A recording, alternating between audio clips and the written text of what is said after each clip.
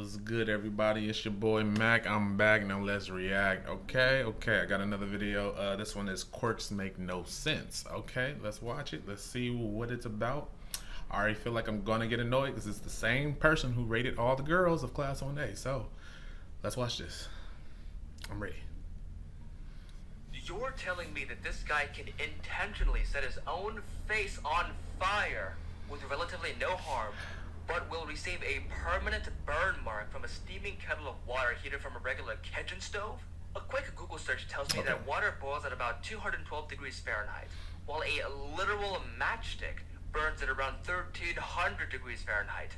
I don't care how weak Todoroki may have been as a child, no way he's being fazed by a literal kettle of tea. Okay, I know for a fact that was his mom trying to cool it off.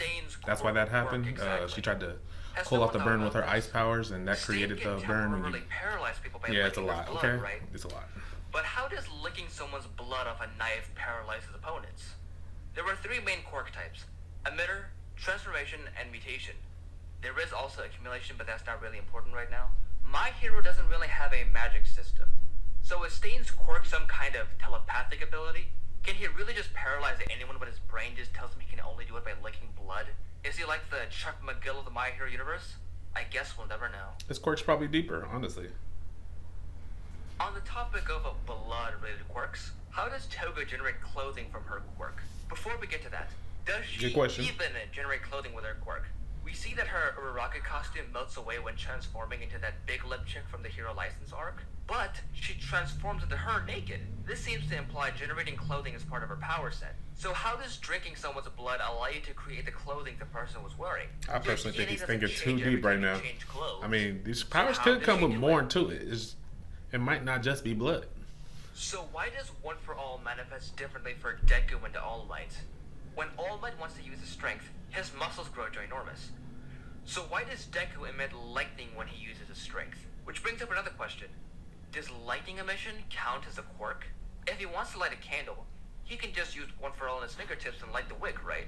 Did the passing of pre-existing quirks of One For All over time just create a new quirk?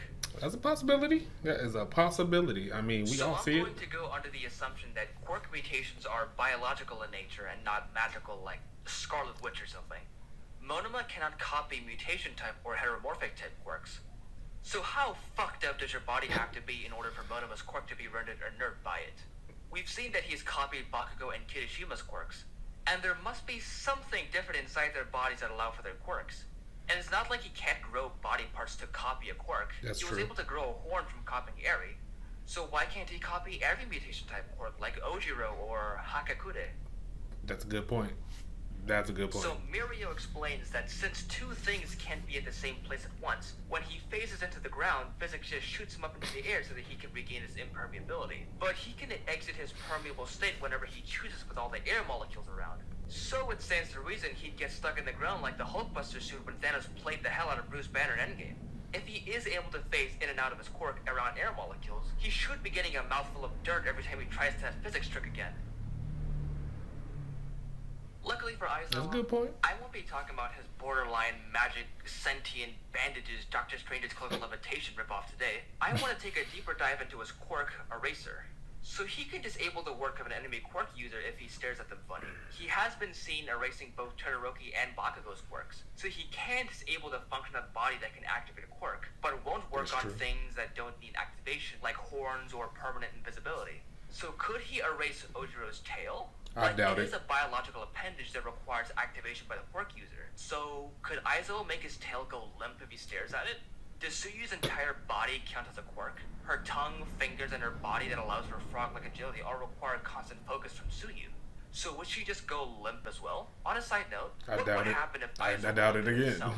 Would he erase his ability to erase his own quirk? But if he erased Eraser, he wouldn't have the ability to erase his quirk erasing quirks in the first place. How would we even know if he was erasing it or not?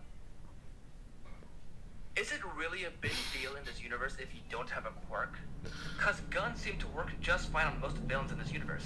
Well, I guess it could be a problem in Japan, but Snipe has what looks like a custom 8-round revolver. Do you think there are a lot of gun-wielding heroes in America in the world of My Hero? Not people 100%. Like Gunhead, where guns are their quirk. I mean regular ass people with useless or no quirks at all wielding guns like the Punisher or something. I'm sure they do just fine. Just show up to the crime scene and air out the whole room. So what if Decker never got one for all? He'd be just fine with his Glock for all. Just to get it out there, That was this video fire. was not That was fire. in malice. I actually love the My Hero. Okay, so there's a lot that I feel like I agree with and disagree with. Like, I feel like part of it, he's kind of overthinking a lot, like Asui's quirk. I mean, her quirk is literally frog. She has the traits of a frog. She can do frog-like stuff. Erasing that, if you're born with it, I doubt that's how that works. As far as, you know, she has literal webbed feet, webbed hands, a long tongue. Ojiro's tail, like, that's just there. I don't think it's gonna go limp. It's just there. But as far as like staying, that it's questionable. Like, how does licking blood all of a sudden this magic aura just makes you paralyzed? I don't understand how that works. Or how does Toga, you know, her quirk, when she drinks the blood, how does she manifest clothes? I don't know. There's so many things to the quirks that honestly they just need to dive deep, or maybe we will never know the answer. The gun thing is very true. I bet in America, people definitely just using guns. Like, okay, you got a quirk, I got a gun. I bet. But overall, I'm not as mad at this video as the last one. Please watch that last one. He ranked the girls in such a horrendous, horrible way that it's a sin, okay? It's a sin, clearly. Anyways, that's the video. If y'all want to see me react to another video, just comment what y'all want me to react to, or I'll just react to more videos that I like, you know, I preference. Anyways, I'm Mac, I'm back. This is Mac Reacts, you know. Appreciate y'all. Sub, comment, like, you know, we out.